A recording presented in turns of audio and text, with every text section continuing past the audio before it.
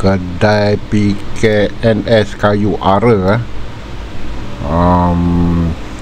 sedang dirobohkan oleh NBPJ, nampak tuan-tuan. Operasi ini dilakukan pada 30 hari bulan lah, kalau tak salah kita kalau ikut video ni 30 hari bulan 4 baru-baru ini Operasi ni agak besar lah kalau kita tengok banyak sekali lah bangunan-bangunan diroboh di kawasan ni di Kayu Ara ni tak apa, nanti kita akan tinjau ke lokasi ni. Kita nak tengok setakat mana kerja-kerja merobohkan bangunan tersebut dijalankan oleh pihak NBPJ tuan-tuan.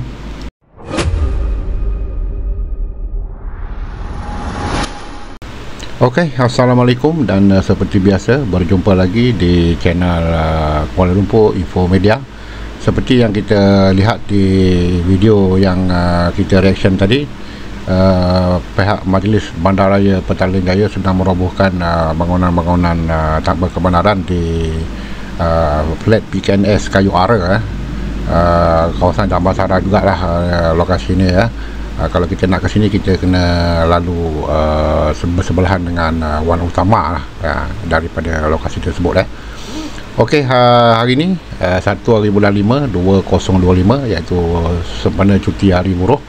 Abang nak tinjau ke lokasi ini, dan mungkin nasib baik juga kot, kita kebetulan pihak NBPJ masih lagi belum selesai merobohkan bangunan-bangunan di lokasi tersebut jadi tanpa melengahkan masa dan waktu, mari kita tinjau ke lokasi ini untuk kita lihat kerja-kerja perobohan yang telah dilakukan oleh Majlis Bandaraya Petaling Jaya ini. Dengan itu, mari kita sama-sama tinjau ke lokasi ini.